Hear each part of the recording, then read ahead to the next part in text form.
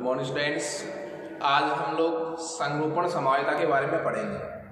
देखिए, पिछली क्लास में हमने क्या पढ़ा था, समवायता की परिभाषा पढ़ी थी, समवायता की सामान्य वर्गीकरण पढ़ा था।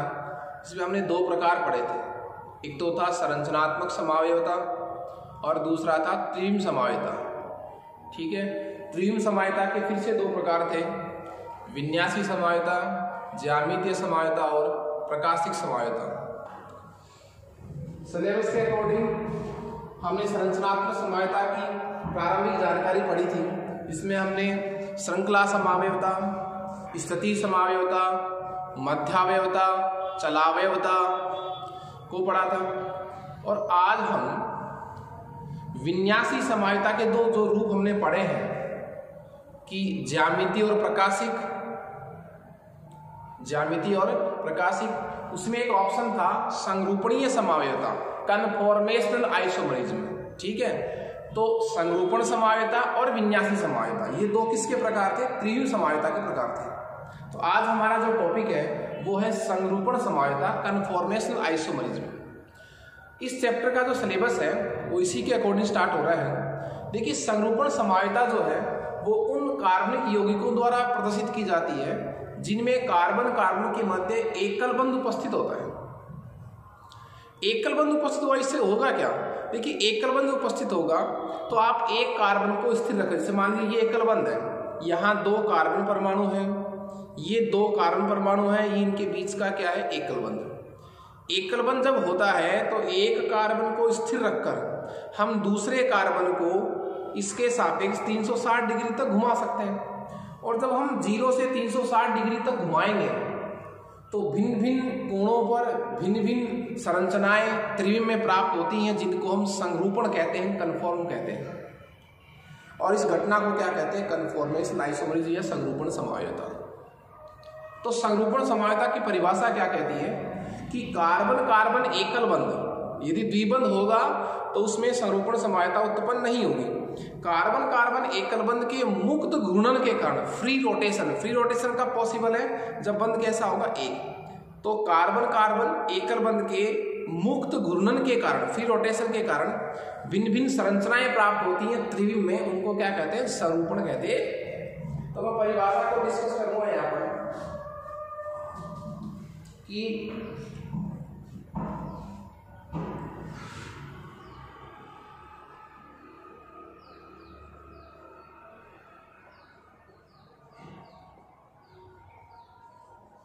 संरूपण समवायता।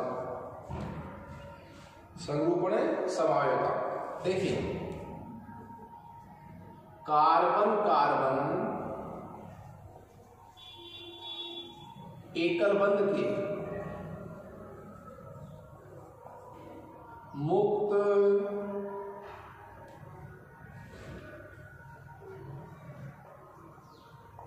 घूर्णन के कारण, कार्बन कार्बन एकल बंध के मुक्त घूर्णन के कारण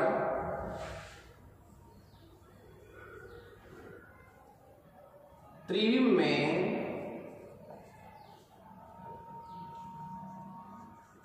भिन्न भिन्न रूप जो प्राप्त होते हैं, जो संरचनाएं प्राप्त होती हैं, उन रूपों को मैं क्या कहूंगा? संरूपण कहूंगा सर। ठीक है, और ये घटना क्या कहलाएगी? संरूपण समवायता। संरूपण समवायता की जो पहली और आवश्यक शर्त जो है वो ये क्या है कि कार्बन कार्बन के मध्य क्या होना चाहिए? एकल बंध उपस्थित होना चाहिए, तभी क्या हो पाएगा? Free rotation. रोटेशन का मतलब एक कार्बन को आप स्थिर रख देंगे, सिंगल बंध होगा, तो जब आप इस एक कार्बन को घुमाएंगे तो ये बंध भी घूमेगा। सब बंध तभी घूमेगा जब सिंगल बॉन्ड होगा। यदि मान लीजिए यहाँ डबल बॉन्ड है तो एक बंध को घुमाने से ये रोटेशन नहीं होगा। तो संरूपण समवायता किसकी वजह से उत्पन्न हो रही है? उसका मेन रीजन ही यही है, क्या? कि कार्बन कार्बन एकल बंध के मुक्त घूर्णन के कारण यह समवायता उत्पन्न होती है। देखिए, यदि यौगिक में क्या है? यदि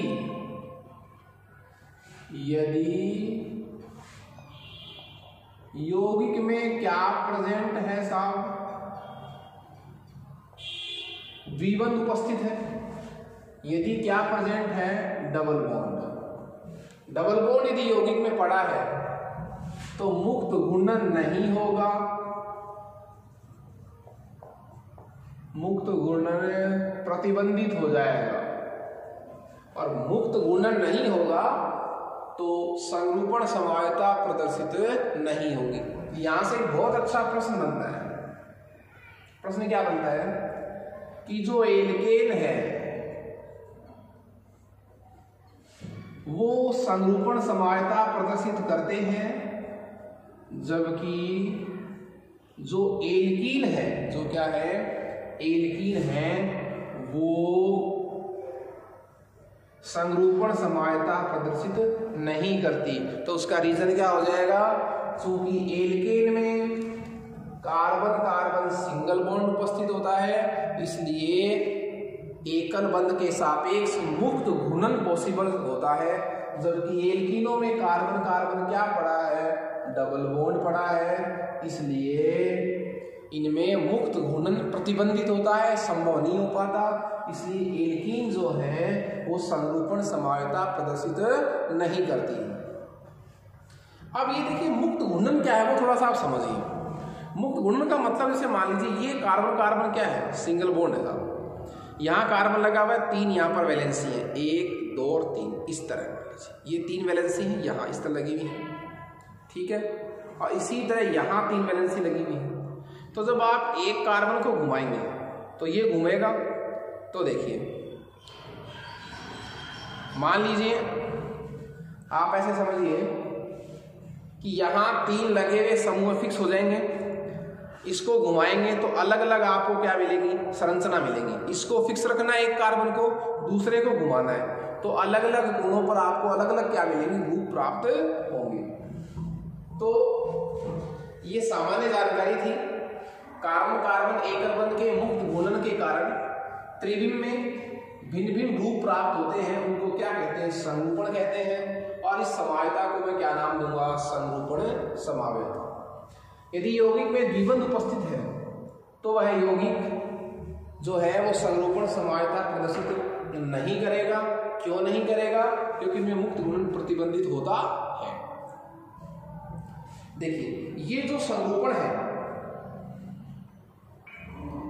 ये जो संरूपण है, संरूपण का मतलब भिन्न भिन्न कोणों पर प्राप्त रूप, इनको आप पृथक नहीं कर सकते।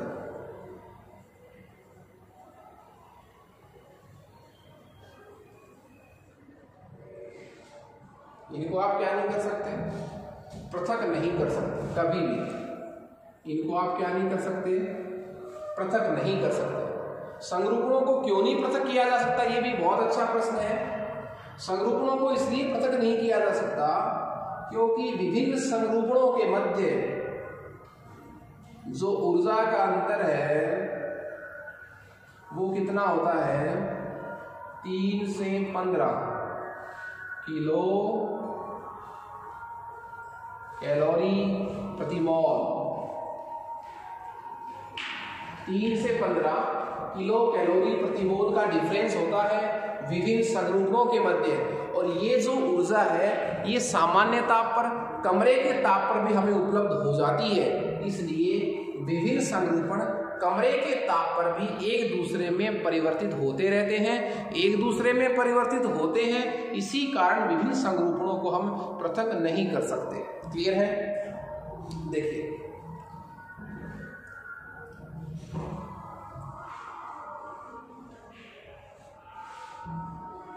यहां से 2 प्रकार के प्रश्न मैं आपको बता चुका हूं।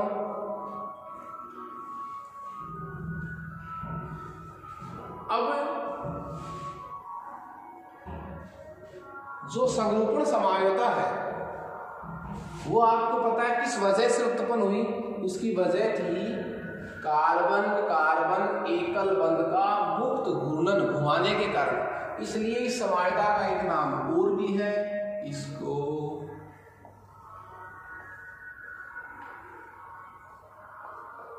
घूर्णन समवायता, उसको क्या कहते हैं, घूर्णन समवायता या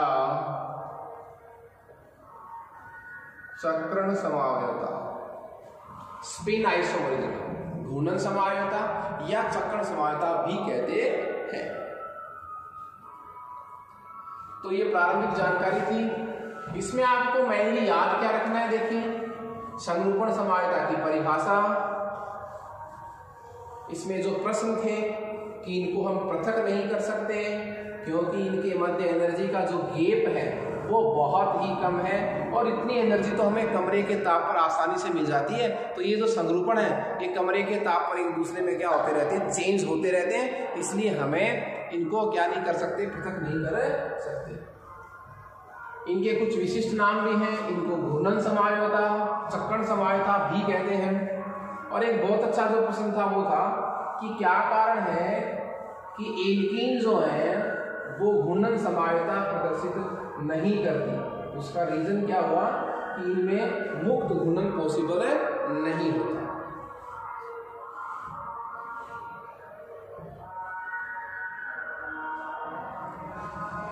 अब हम एग्जाम्पल लेंगे साहब, संरूपण समावयवता में हम एक फिक्स एग्जाम्पल लेकर चलेंगे और वो एग्जाम्पल लेकर चलेंगे एथेन का। किसका? एथेन का। तो जो प्रश्न है वो एग्जाम्पल के थ्रू दिया आता है, तो किसका आएगा? एथेन का। Fix ethane, propane butane fix. तो हमारा टॉपिक हो जाएगा एथेन में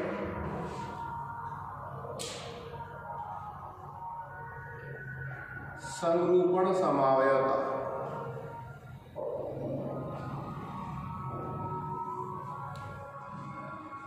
एथेन में संरूपण समावयवता।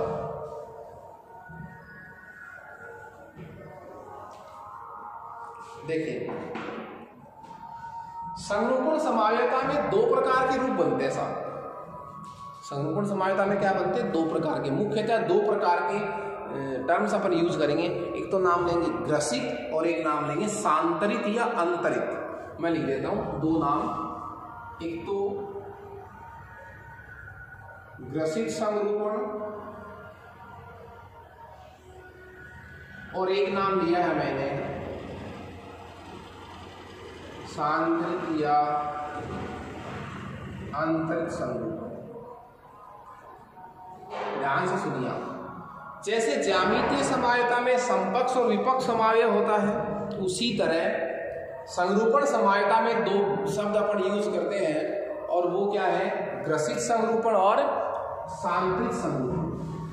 अब जो विभिन्न प्रकार के संरूपण या संरचनाएं जो प्राप्त होंगी उनको हम दो भागों में डिवाइड करेंगे, ग्रसित में और सांतरित में। मुख्यतः दो भाग होने को तो और भी बहुत है, घोष है, पूर्ण सांतरित है, पूर्ण ग्रसित है, पर एथेन में मुख्यतः कितने स्वरूप है? दो।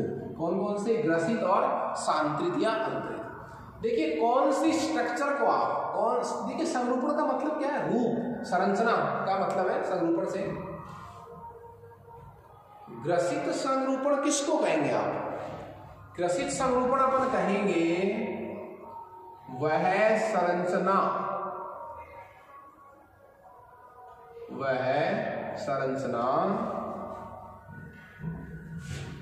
जिसमें दोनों कार्बनों के हाइड्रोजन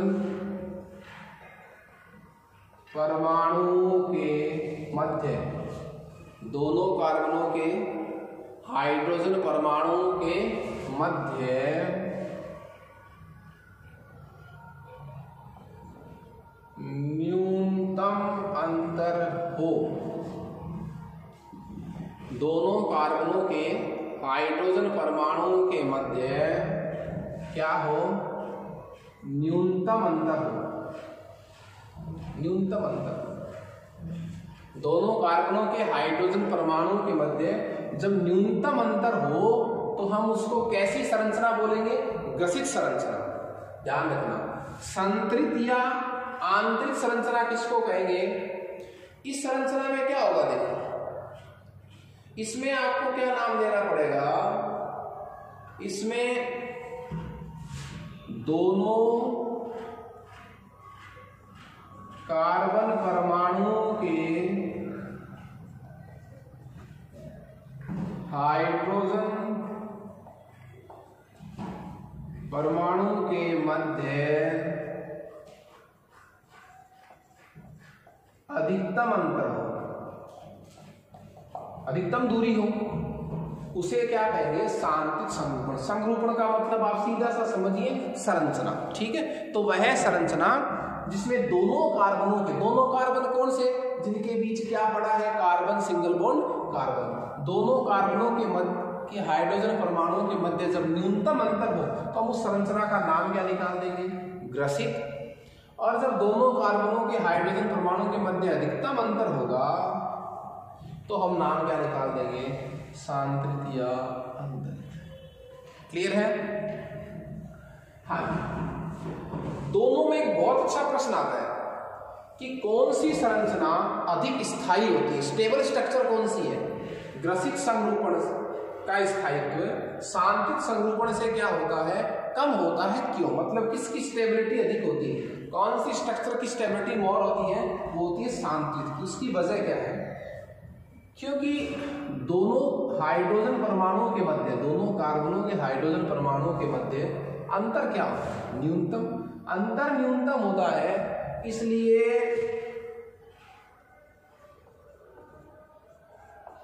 प्रतिकर्षण क्या होता है साहब? अधिक। अंतर न्यूनतम होता है, इसलिए प्रतिकर्षण क्या होता है साहब? न्यूनतम। सॉरी, प्रतिकर्षण क्या होता है? अधिकतम। और प्रतिकर्षण अधिक होगा तो स्थायित्व क्या होगा? कम। प्रतिकर्षण अधिक होगा तो स्थायित्व क्या होगा? कम। जबकि सांतरित संरूपण में क्या है? दोनों कार्बन परमाणुओं के हाइड्रोजन परमाणुओं के मध्य अधिकतम अंतर होता है, दूर दूर होते हैं। और दूर दूर होते हैं तो उससे क्या हुआ कि जो प्रतिकर्षण बल है हाइड्रोजन परमाणुओं के मध्य, प्रतिकर्षण बल है वो क्या होता है? कम। इसलिए स्थायित्व क्या होता है? अधिक। ये भी बहुत अच्छा प्रश्न है। बात कर रहे थे अपन एथेन के एग्जाम्पल की, लेकिन ये बताना जरूरी था कि संरूपण समवायता में जितनी भी संरचनाएं बनती हैं उनमें दो प्रकार के भाग हो सकते हैं। उन संरचनाओं को दो भागों में बांट सकते हैं और वो नाम क्या है? ग्रसित संरचना, सांतरित संरचना। ठीक है। ग्रसित में न्यूनतम अंतर होता है परमाणु के मध्य, सांतरित में अधिकतम अंतर होता है। ठीक है। अब हम स्पेशल एग्जाम्पल जो ले रहे थे एथेन पर, उसकी तरफ चलते हैं। एथेन का सूत्र आप जो समझते हैं C2H6, C2H6 या मैं क्या कहूं CH3 सिंगल बॉन्ड CH3, ये सूत्र है CH3 सिंगल बॉन्ड CH3, ये एथेन का फॉर्मूला है। और हमें इसमें क्या बतानी है? आपको संरूपण समवायता बतानी है। देखिए, संरूपण समवायता में दो रूप थे, ग्रसित और सांतरित। जितनी भी संरचनाएं बनेंगी उनको हमें दो भागों में बांटना है, ग्रसित में और किसमें? संतरित में। लेकिन विभिन्न संरूपणों को कागज पर किस प्रकार लिखा जाता है, इसके लिए दो वैज्ञानिकों ने अलग अलग तरीके बताए, जिनके तरीके क्या हैं? न्यूमैन प्रक्षेप सूत्र बोलते हैं, साहोर्स प्रक्षेप सूत्र बोलते हैं। अब देखिए, आप कंफ्यूज नहीं हो कि ग्रसित और सांतरित तो क्या थे और न्यूमैन और साहोर्स प्रक्षेप सूत्र क्या है। रिवाइज कर रहा हूं मैं। संरूपण समवायता में जितने प्रकार के रूप प्राप्त होते हैं, जितने प्रकार की संरचनाएं प्राप्त होती हैं, उन संरचनाओं को दो भागों में बांट सकते हैं मेनली, ग्रसित संरचना और सांतरित संरचना। उन संरचनाओं को, कौन सी को? ग्रसित को और सांतरित को लिखने के कितने तरीके हैं? दो तरीके हैं, न्यूमैन प्रक्षेप सूत्र और साहोर्स प्रक्षेप सूत्र। तो न्यूमैन प्रक्षेप सूत्र और साहोर्स प्रक्षेप सूत्र तो ग्रसित और सांतरित संरचनाओं को कागज पर लिखने के तरीके हैं। और वो संरचनाएं हैं वो कितने प्रकार की होती है? दो प्रकार की, ग्रसित और सांतरित।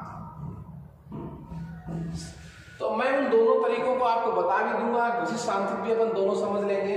किसके थ्रू? एथेन के थ्रू। तो मैं सबसे पहले बात कर रहा हूं एथेन के साहोर्स प्रक्षेप सूत्र।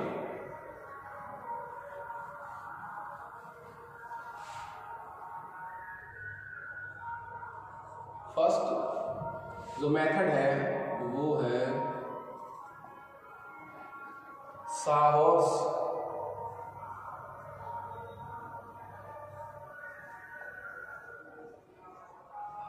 प्रक्षेप सूत्र।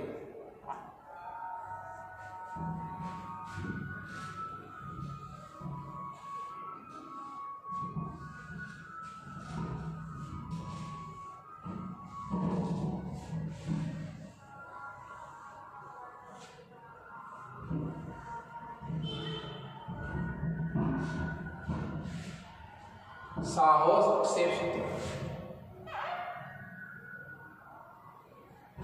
साहौर्स प्रक्षेप सूत्र।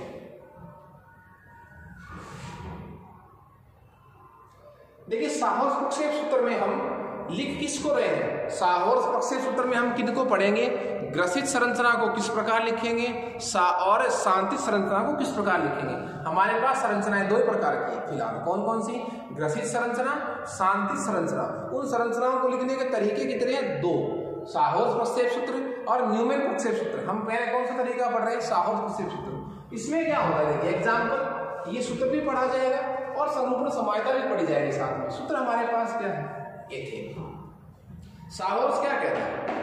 साहौर्स कहता है कि कार्बन कार्बन जो एकल बंध है, इसको आप तिरछी रेखा से शो करें, एक तिरछी रेखा से आप इसको शो करें, तो ये किस बात को प्रदर्शित कर रही है? ये प्रदर्शित कर रही है कार्बन कार्बन सिंगल बॉन्ड। ठीक है, जो पहले वाला कार्बन है, जो स्टार्टिंग वाला कार्बन है, उसको यहां कैसे लिखा जाएगा? उसको ये वाला समझेंगे और जो बाद में कार्बन है उसको ये वाला समझेंगे। क्लियर है? एथेन का सूत्र क्या था? CH3 single bond CH3। तो पहले वाले कार्बन को हम रेखा का वो सिरा जो अपनी तरफ है नीचे की ओर, उसको समझेंगे। ये वाला कार्बन कौन सा माना जाएगा? ये वाला जो आपसे दूर है। तो आपके पास वाले कार्बन को नीचे की तरफ बाईं ओर और दूर वाले कार्बन को दाईं तरफ ऊपर की ओर। ठीक है, अब इस कार्बन से जो क्या जुड़े हुए हैं? हाइड्रोजन। 3 हाइड्रोजन जुड़े हुए हैं। इन तीनों हाइड्रोजन को हम 3 रेखाओं द्वारा प्रदर्शित करेंगे जो इस बिंदु से निकलेंगी, परस्पर 120 डिग्री का कोण बनाती हुई। ठीक है,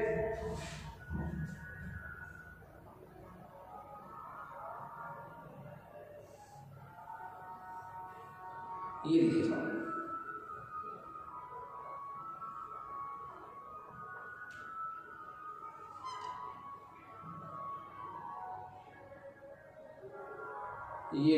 ये क्या है?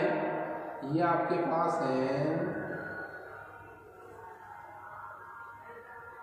3 हाइड्रोजन, 1 2 और 3। ठीक है, ये कौन से हाइड्रोजन है? ये वाले हाइड्रोजन है सब। ठीक है, ये 3 हाइड्रोजन हो गए। अब हमें संरचना बनानी है ग्रसित। सपोज कीजिए, कैसी संरचना बनानी है? ग्रसित। ग्रसित संरचना में क्या होता है? दोनों कार्बन के हाइड्रोजन परमाणुओं के मध्य अंतर न्यूनतम हो। देखिए मैंने कागज पर इस बंध को इतनी लंबाई का बनाया, इतनी बंध लंबाई होती नहीं, बंध लंबाई तो आप देख नहीं सकते आंखों से, पर कागज पर अपन शो कर रहे हैं इसको। तो ये जो दूरी है ना, यहां से लेकर के यहां तक की, ये बंध लंबाई तो एंगस्ट्रॉम में है। ठीक है, इस कार्बन से जुड़े हुए हाइड्रोजन को इसी तरह लिखेंगे। तो हमें यदि क्या बनाना है ग्रसित, तो इस तरह बनाना है कि जब हम यहां नीचे होकर इनकी तरफ देखें तो इस कार्बन हाइड्रोजन के बंध की सीध में हमें ये वाला दिखे। मतलब जब हम यहां से देखें इसको, तो ये वाले तीनों बंध इन तीनों के जस्ट पीछे हो, तो कैसे बनेगा? इसी तरह का डायग्राम बन जाएगा। 1 2 3। अब आप देखिए, जब मैं यहां खड़े होकर देखूंगा, इस तरह खड़े होकर देखूंगा, तो इसकी सीध में मुझे ये दिखाई देगा, इसकी सीध में मुझे ये दिखाई देगा और इसकी सीध में ये दिखाई देगा। मतलब, और इस दूरी को आप न्यूनतम मान लीजिए। कौन से वाली को? यहां से लेकर यहां तक की दूरी को बिल्कुल नजदीक मानिए, आप यहां मानिए। तो एक दूसरे के जस्ट पीछे एक दूसरे को ढक लेंगे। जब मैं यहाँ से देखूंगा तो मुझे सिर्फ ये 3 लाइनें दिखाई देंगी, वो 3 लाइनें दिखाई नहीं देंगी। ये कौन सा तरीका है? ग्रसित संरचना। और ये तरीका कौन सा हो गया? शाहर्स्ट ने बताया कि कार्बन कार्बन एकल बंध को तिरछी रेखा द्वारा प्रदर्शित करते हैं, पास वाले कार्बन को नीचे की तरफ मानते हैं, दूर वाले कार्बन को इसको मानते हैं, जुड़े हुए हाइड्रोजन को 3 सरल रेखाओं द्वारा प्रदर्शित करते हैं। यदि ये ग्रसित है तो सांतृत कैसा होगा? यदि ये ग्रसित है तो सांतृत संरूपण कैसा होगा वो आप देखिए। सांतृत संरूपण में क्या होगा? तरीका तो वही है। सांतृत संरूपण में ये जो गैप है ना, जैसे देखिए आप जब इसको देख रहे थे तो जस्ट पीछे ये था, अब ये जस्ट पीछे इनके बीच जो दूरी है वो सर्वाधिक होनी चाहिए। तो क्या करूंगा? देखिए तरीका वही रखूंगा मैं। ये क्या हो गया आपके पास? कार्बन कार्बन एकल बंध, ये सिंगल बॉन्ड और ये सिंगल बॉन्ड, ठीक है, ये दोनों कार्बन हो गए। अब देखिए यदि मैं 3 रेखाएं 3 हाइड्रोजन को, ये कौन सा हाइड्रोजन लिख रहा हूं? ये वाले पहले ही लिख रहा हूं, 1 2 और 3।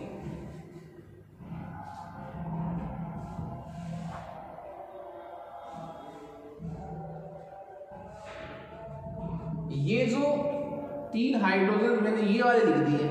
अब इनको कैसे लिखूं कि कैसी संरचना बने? सांतृत। सांतृत में मुझे क्या दिखाना है? मुझे दिखाना है सांतृत में कि इन दोनों हाइड्रोजन कार्बनों के हाइड्रोजन के मध्य गैप क्या हो? अधिकतम। तो देखिए यहां वाला जो हाइड्रोजन है इन दोनों के बीच में रख दूंगा, ये लीजिए, इन दोनों के बीच में रख दूंगा, ये लीजिए, और इन दोनों के बीच में रख दूंगा, ये लीजिए। अब देखिए आप जब आप यहां खड़े होकर इधर देखेंगे तो आपको ये वाली जो रेखा है वो इन दोनों के बीच में दिखाई देगी, ठीक है, ये वाली रेखा इन दोनों के बीच में। तो ये गैप नहीं हुआ कि मैं थोड़ा सा इस दूरी को क्या कर दूं? कम। इस दूरी को क्या कर दूं? कम। इस दूरी को देखिए, दूरी कैसे कम हो सकती है? जैसे मान लीजिए ये दूरी, ठीक है।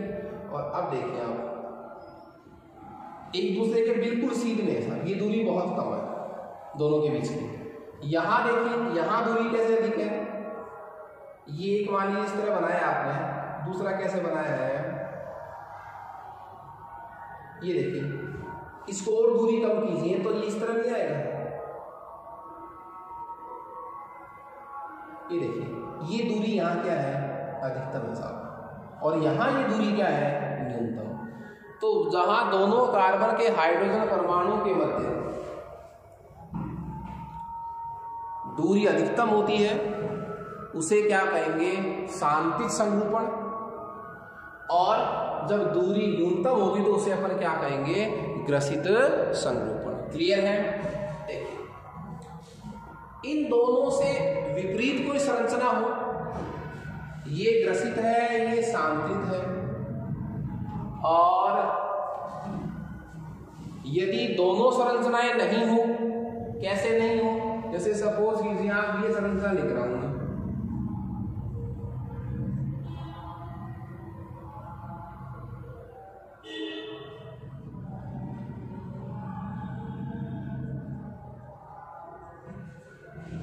अब न तो मैं ये संरचना बनाऊंगा और न ये संरचना बनाऊंगा, मतलब न दूरी न्यूनतम रखूंगा न दूरी अधिकतम रखूंगा।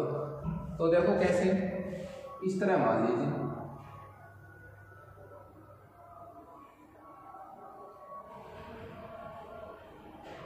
ये लीजिए। अब देखिए आप जब इस दूरी को कम करें, यहां से देखेंगे तो ये वाली रेखा आपको कहां दिखाई देगी? यहां। ये रेखा कहां दिखाई देगी आपको? यहां। और ये रेखा कहां दिखाई देगी आपको? ये। तो न तो देखिए दूरी न्यूनतम है, न इसकी जगह क्या है? अधिकतम है। यहाँ दूरी क्या है? बहुत कम। अधिकतम दूरी कब होती? जब ये यहाँ। इसको क्या कहूंगा? इसको कहूंगा स्क्यू। या विषमतलीय संरूपण, विषमतलीय संरूपण। तो ये थे एथेन में संरूपण समावेता, जिसको प्रसिद्ध करने के हमने तरीका पढ़ा, साहोल प्रक्षेप सूत्र। नेक्स्ट क्लास में हम न्यूमैन प्रक्षेप सूत्र पढ़ेंगे।